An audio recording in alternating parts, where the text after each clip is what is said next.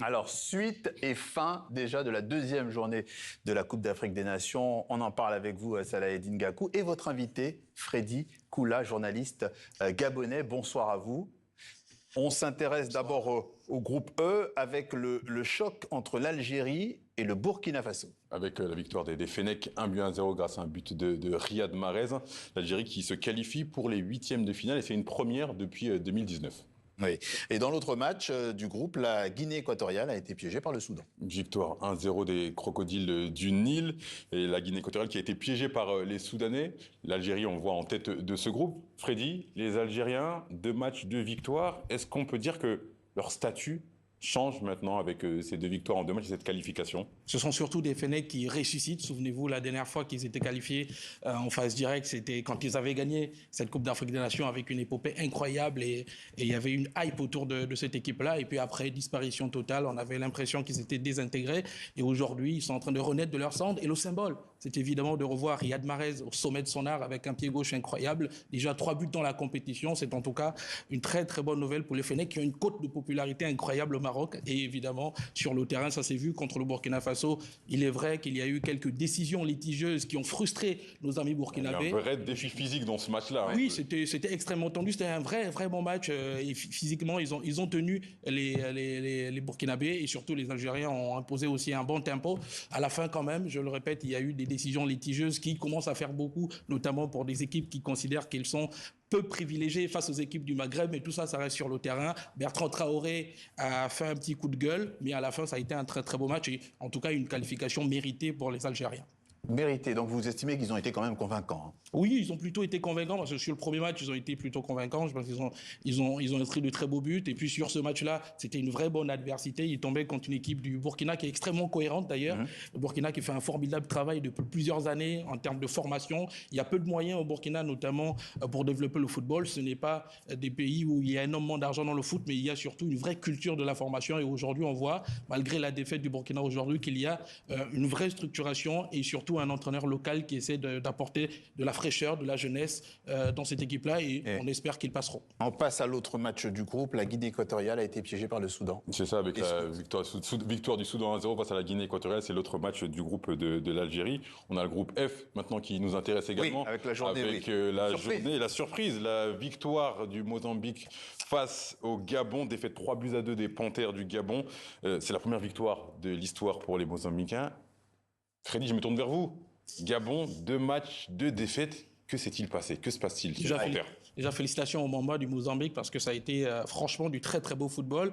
Il va de soi qu'il y a beaucoup de Gabonais, beaucoup d'Africains qui ont découvert aussi le Mozambique aujourd'hui avec une qualité de football qui est incroyable. C'est une victoire méritée et une grande tristesse pour l'équipe du Gabon qui était une des équipes favorites de ce groupe. Il est vrai que d'entrée de jeu, le Gabon était dans le groupe de la mort. On savait que c'était extrêmement compliqué avec une entrée contre le Cameroun qui a été déjà très délicate et cette défaite. Et finalement, ce match contre le Mozambique était censé, entre guillemets, être l'adversaire le plus faible du groupe, mais les voix des spécialistes s'élevaient en disant attention au Mozambique et ils ont confirmé qu'aujourd'hui, ce n'était pas une surprise. Dans le jeu, le Gabon a été très, très timoré, notamment en début de match, comme contre le Cameroun notamment, et des choix sont questionnés, les choix de l'entraîneur notamment, d'avoir très critiqué sur certains choix qui sont entre guillemets considérés comme des choix incompréhensibles ou des choix qui sont un peu bancals, mais ce qui est certain, c'est que le fait d'avoir positionné, par exemple, Mario Lemina, on peut dire qu'il y a eu une discussion en interne, mais le fait que Mario Lemina, qui est censé être un des meilleurs, sinon le meilleur joueur de cette équipe en position de défenseur central, n'a pas aidé à avoir un équilibre dans cette équipe-là et surtout à apporter ce qu'il apporte d'habitude du box-to-box. Ça a été une limite dans le jeu et très vite, le jeu mozambicain s'est mis en place et le Gabon a encaissé 2 buts un peu... Défaite logique. Défaite plutôt logique avec un Brunei Kolemanga, malheureusement, qui n'était pas dans un grand jour. On espère en tout cas, jusque-là, qu'il y aura un rebond pour le prochain match, mais c'est un grand match contre la Côte d'Ivoire, c'est une autre histoire. Justement, la Côte d'Ivoire, vous l'évoquez, il y a ce match contre le Cameroun aussi. Match qui se dispute actuellement, pour l'instant il y a 0-0. Avant ce match, il y a une minute de silence qui a été observée en hommage à Jean-Louis Gasset, l'entraîneur français décédé il y a quelques jours. Entraîné la Côte d'Ivoire, effectivement. Exactement. Ça, c'est un match de beaux-frères, comme on dit souvent. Exactement. Et qui dit fin de la deuxième journée, dit début de la troisième, demain, avec dans le groupe B, Angola-Égypte, Zimbabwe-Afrique du Sud, et Salah Eddine dans le groupe A. Qu'est-ce qu'il y a? On a un Comore-Mali et un Zambie Zambie-Maroc, les Marocains qui vont tenter de se rassurer après ce nul face au Mali. Un homme cristallise les critiques, Walid Regragui. On voit ça avec Jules Lalanne. Adulé hier, critiqué aujourd'hui. Monsieur Lakja, il faut une réunion de crise et dégager Walid Regragui. Pour moi, ça c'est incompréhensible.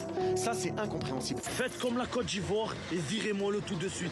Le problème, c'était lui, Regragui. Walid Regragui a le cuir dur. Il connaît le football.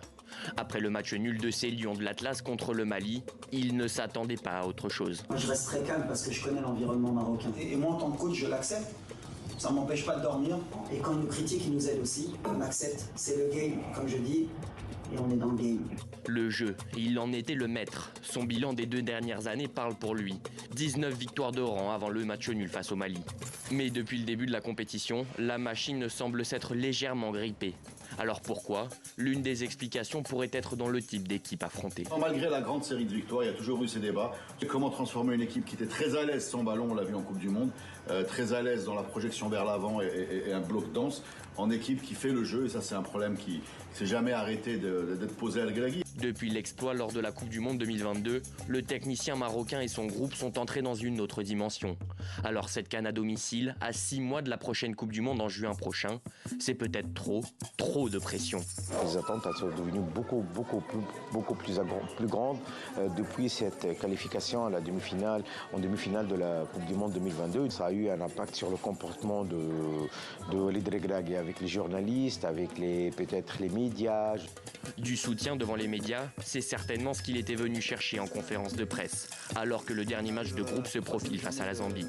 À ses côtés, Achraf Hakimi monte au créneau pour défendre son entraîneur. Le meilleur coach aujourd'hui pour gagner cette CAN, avec son staff, avec tout le staff qu'il a entourage de lui.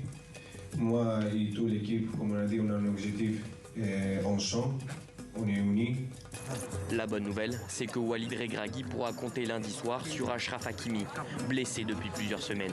Le sélectionneur marocain a bien besoin d'un guide vers les 8e de finale. Freddy, il y a un doute sur le statut des Marocains après ce match nul face au Mali? Non, pour les observateurs et surtout pour moi, un fanatique de ce que le Maroc a fait ces dernières années, non. Mais pour les Marocains, oui, visiblement. Moi, j'ai connu un peu avec le Gabon en 2012 et en 2017 ce que ça fait de recevoir une Coupe d'Afrique des Nations et d'avoir des étentes parfois surdimensionnées. On a envie que l'équipe fasse du sans faute et aujourd'hui, ça a été un accro le match dernier, mais il va de soi qu'ils vont se corriger. Il y a énormément de critiques sur Regragui parce que évidemment, ils ont mis la barre tellement haut pendant la Coupe du Monde qu'aujourd'hui, ils ont envie de dépasser cela et peut-être de surnager dans cette Coupe d'Afrique des Nations où ils ont mis quand même les petits plats dans les grands en ayant une organisation incroyable et il va de soi que si le Maroc a encore des accros comme ça pendant la compétition, ça va commencer à gronder. Mais l'important, ils le savent, les Marocains et surtout les spécialistes, que l'important c'est le 18 janvier et il faut être là, il faut être présent, il faut la soulever la coupe. C'est le rendez-vous. Très rapidement, un mot du Nigeria, déjà qualifié, les Super Eagles. Vous les voyez aller loin? Oui, ils sont surprenants, ces Super Eagles.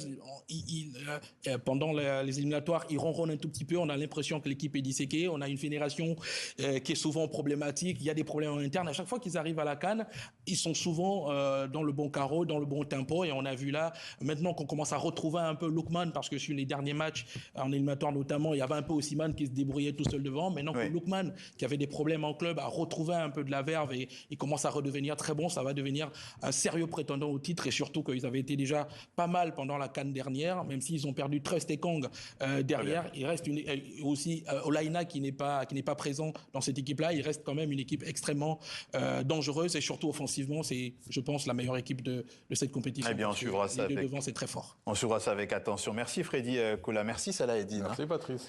Merci à vous deux. Et c'est tout pour ce soir. Demain et toute la semaine à cette même place, ce sera le retour de Nidia Paliakara. Bonne fête de fin d'année à ceux qui suivent le calendrier grégorien.